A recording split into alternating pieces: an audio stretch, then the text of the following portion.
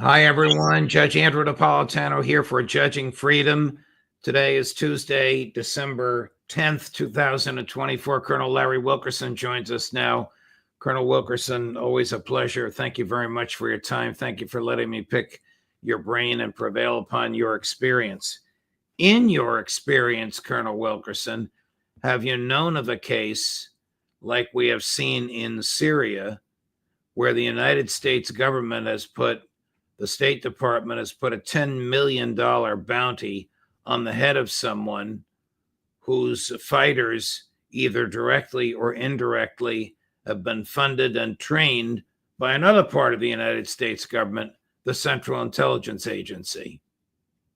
Actually, Judge, I have. I was somewhat intimate with the Iran-Contra affair, and though it featured much less august countries, states, militaries, and functions, it had the same kind of nefarious activities associated with it. So does anybody control the CIA, or can they give taxpayer dollars to whomever they want? That's a very good question. I've asked that question before, and I've also asked the question because here's a key point. I know people have been saying this was a result, ultimately, in terms of the United States, of a special finding by President Obama in, I think, 2015. That is hogwash. Obama thought it was his policy probably, but George Bush, who didn't do findings, he didn't want any archives. He and Cheney didn't want archives, so they didn't do findings. George Bush turned to George Tenet, director of the CIA at the time, and said, "I want Assad gone." And he did that when we failed to move from Saddam Hussein in Baghdad forthwith into Syria and eliminate Assad. So he turned to Tenet and he said, "Okay, we're going to have to stay in Iraq for a while. We've got an insurgency building. Take down Assad." So we've been working on this for 20 years, 20 plus years we've been working on this. And the nefariousness of it is brought to my mind vividly by the fact that at one point, we had ISIS/Al-Qaeda/CIA at one point, and U.S. Marines and soldiers at another point, and they were shooting at one another. And the only way they stopped this blue on blue, as we call it in the military, was one of the CIA guys apparently recognized what was happening and sort of waved a flag. But that's how contorted our operations were. What will happen to al-Jilani now? Will the American forces capture him and somebody get the $10 million bounty? Or will he continue to run this militia as an adjunct of what purports to be the legitimate new government of Syria? Judge, I can't answer that question, but I can tell you that his leadership seems to be rather formidable now, and his ranks seem to be pretty responsive to his leadership. So I'm not sure anybody would want to do that unless they were willing to mount some sort of mini invasion of Syria. I think we'll sit back. I think we were working on this all along, just as I said, 2 decades we've been working on it. But we had no idea that it was going to come to fruition as fast as it did. In fact, the deal we made with Turkey, with Israel, and with Britain, Sergei Lavrov was right in Doha when he said, "I know who's behind it, Israel, Britain, and the United States. They're behind the actions in Syria." He said that in English. So I don't think we thought it would happen this fast, though, nor did Erdogan think it would happen this fast. Now, his problem with the Kurds is going to take a lot longer than this, and he'll be at it hard and fast. But everyone's caught by surprise, I think, by the speed with which this took place, particularly the fact that he's in Damascus and making proclamations now, which I understand today included that maybe he would create a Alawite autonomous zone. And since the Russian naval base and air base are going to be in that zone, maybe Russia could hang around. I don't know. It remains to be seen what we do if he takes more actions like that. Should Netanyahu be rejoicing, or does he confront a culture amongst these terrorists who don't even believe in the legitimacy of the state of Israel? That would be the long-term concern, I'm sure, but I'm sure he's rejoicing right now. One, it's taken the focus off Gaza, a focus that was getting so intense that I think he was in real trouble in his own country. Second, it's taken the focus off Lebanon and also eliminated possibly the support that Hezbollah will have in the future. And so they are committed now to either a last ditch effort to do whatever they can or abandon the battlefield, so to speak. And it's given him the ability to go out into Syria, which he's always wanted to do, ostensibly to establish a buffer zone around where Ben Gvir and others are going to build settlements in the Golan Heights, and maybe even expand a little bit out of the Golan Heights. So he's got to be ecstatic right now, short term. You talked about long-term plans to destabilize countries around the world. I don't know if you've seen this, and I'm sure you know him. This is a very interesting clip of General Wesley Clark from March of 2023, talking about a number of years earlier. I'd be interested in your reaction to this, Colonel. Cut number 5. He said, I just got this down from upstairs, meaning the Secretary of Defense's office today, and he said, this is a memo that describes how we're going to take out 7 countries in 5 years, starting with Iraq and then Syria, Lebanon, Libya, Somalia, Sudan, and finishing off Iran. I said, is it classified? He said, yes, sir. I said, well, don't show it to me. If you were Iran, you'd probably believe that you were mostly already at war with the United States anyway, since we've asserted that their government needs regime change. So, and we've asked Congress to appropriate $75 million to do it, and we are supporting terrorist groups, apparently, who are infiltrating and blowing up things inside Iran. And if we're not doing it, let's put it this way, we're probably cognizant of it and encouraging it. So it's not surprising that we're moving to a point of confrontation and crisis with Iran. I'm going to guess that none of this surprises you, Colonel. No, when he came to the State Department right after he had been summarily relieved, really, by Bill Clinton at the advice of Hugh Shelton, the chairman of the Joint Chiefs, a truly heinous act on both their parts, he gave a talk. He gave a talk to all of us in Loy Henderson Hall, and I spoke with him a bit afterwards. Everything he said there, as far as I know, is right. Why does the United States government take joy in toppling Assad and replacing him with somebody who cuts people's hands and heads off? I don't think that was the formula that we thought would come to fruition. I didn't mean to be so direct.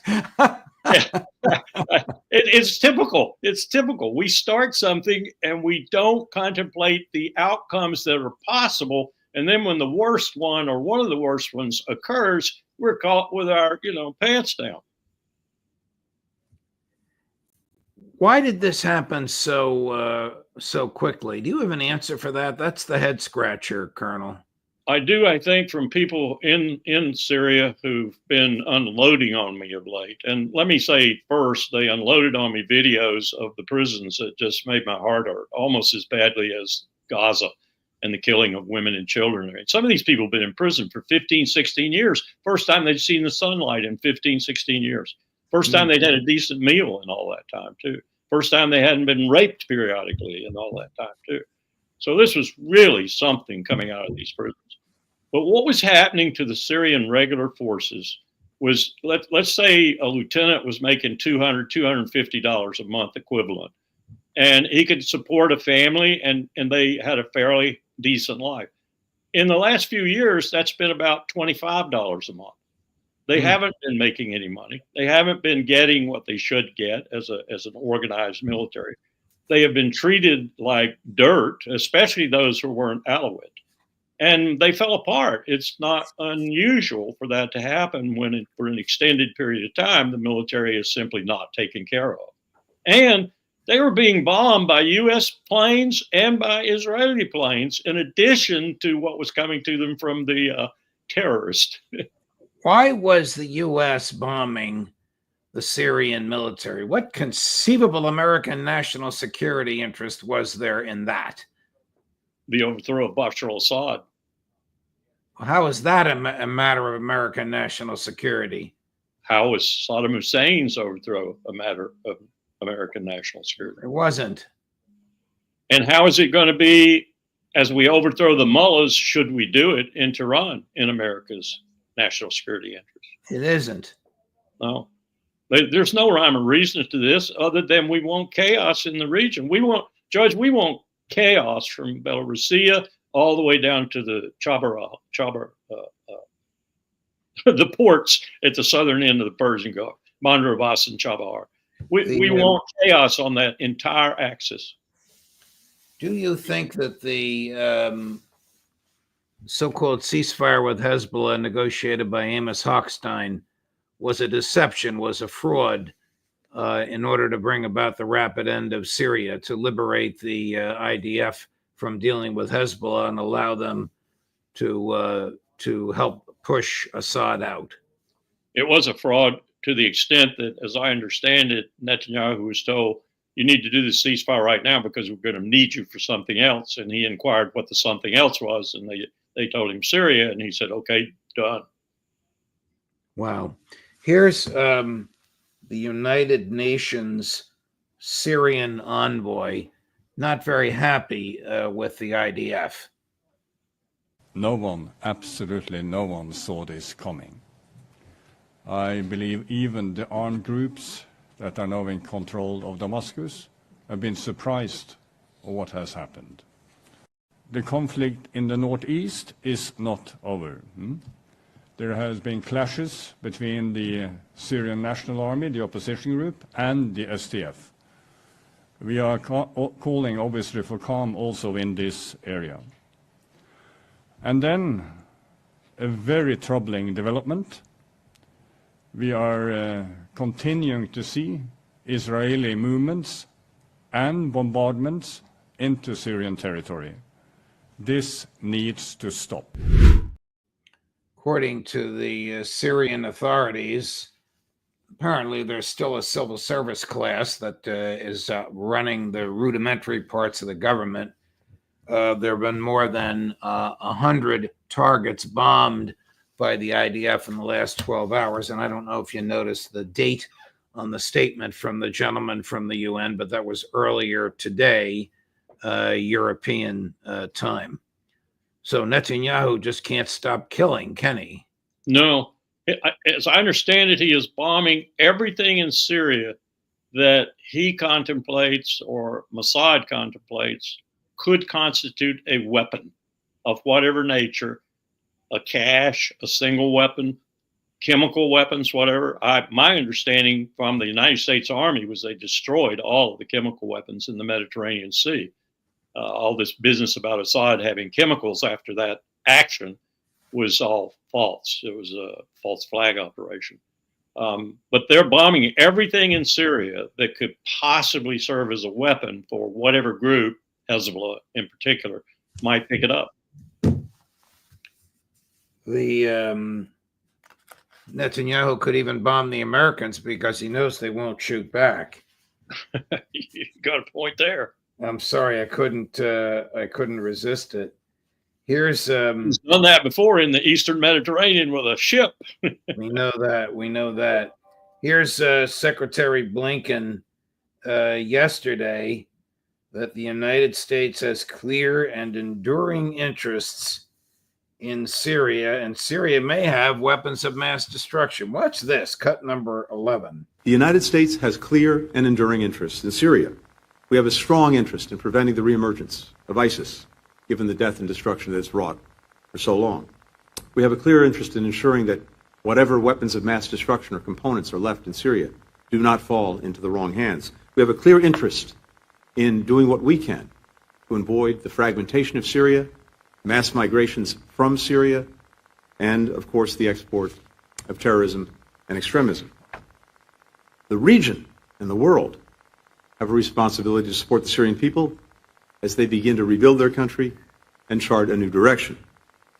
The United States should be committed to supporting them as they do that. I love that about ISIS because ISIS is in charge in Damascus. I mean, we have a clear interest in eliminating ISIS. Okay. It's really crazy, the comments that he made, the illusion of weapons of mass destruction, the justification of the Israeli destruction of all weapons on the ground. I mean, is the IDF going to be attacking Mr. al-Jawlani's fighters? I don't think so until they get a better picture on where he's going. But here's what Blinken is trying to do. This is my strong suspicion. He's trying to give credibility to the United States claim and the OPCW's claim, until they had some whistleblowers, that Assad used chemical weapons previously. He's trying to give credibility to that. And he's going to find that has been totally and irrefutably debunked by our friend and colleague Aaron Mate. Yes, absolutely. He's written 12 pieces on it, all of which are thoroughly researched. But go ahead, Colonel. He was like a bulldog on that. Yeah. And I believe that he's right. But the United States doesn't want that to be the case. So we might find some precursors or some chemical weapons somewhere in Syria as we comb the country, if there's anything left after Israel's bombing. As happy as Prime Minister Netanyahu was boasting about the departure of President Assad, he couldn't be very happy today, where he spent it in a courtroom in the midst of his corruption trial and was forced to answer questions under oath. They obviously don't have a Fifth Amendment privilege against self-incrimination in Israel because he was forced to testify against his will. Any handle on where that's going, Colonel? I'm hearing that there are two forces working against him right now that might be existential for him. One is the fact that he clearly is a criminal on a number of counts. And I don't mean a criminal in killing people in Gaza. He's that too, ICC declared.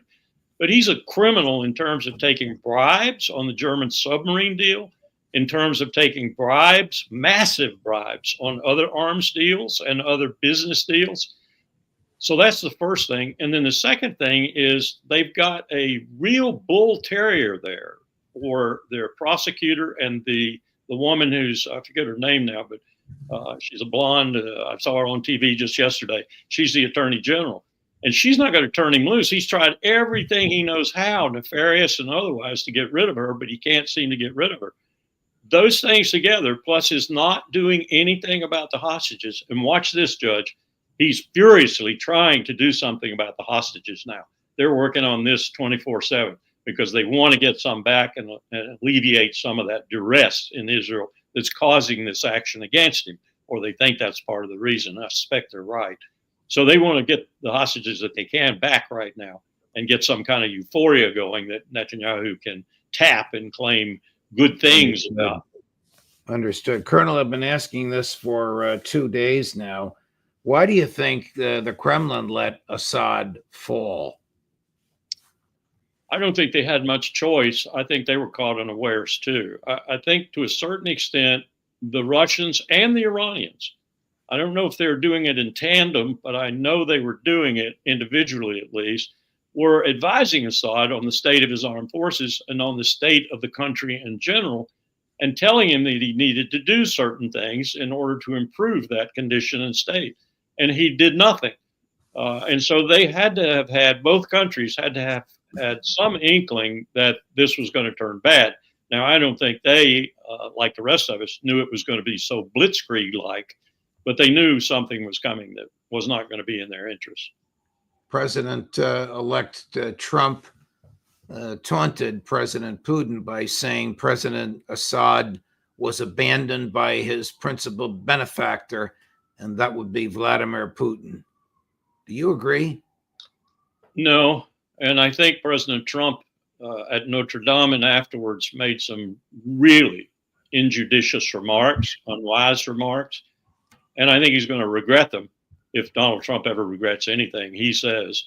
But he's made some forays into diplomacy as the president-elect, which one, he shouldn't have made at all. And two, are going to limit his options in places where he said during the campaign and promised the American people he was going to take effective action, like closing down the war in Ukraine. Any question in your mind but that the toppling of President Assad was motivated and funded by CIA and MI6? And Israel. Yes. and Mossad. Yes. Yes. Although No. if Mossad funds it, the U.S. is funding it because Israel just passes our money on. Correct. But no question in your mind about the involvement of these three intelligence services. Zero question. I think Sergei Lavrov in Doha was absolutely spot on right. When he said, Israel, Britain, the U.S. are behind the actions in Syria in good, clear English. Got it. Colonel, thank you very much for your time. Much appreciated. I love to be able to pick that fertile brain of yours. I hope we can see each other next week. So do I. Take care. Thank you. Thank Bye-bye. you. A long day and a full one for you tomorrow. We are very, very close to 500,000 subscriptions. Our goal, of course, is Christmas, which is 2 weeks from tomorrow. But we're only about 2,000 shy of that right now. Tomorrow, Colonel Douglas McGregor at 11:15 in the morning, Professor John Mearsheimer at 2 in the afternoon, Phil Giraldi at 3 in the afternoon. Judge Napolitano for Judging Freedom.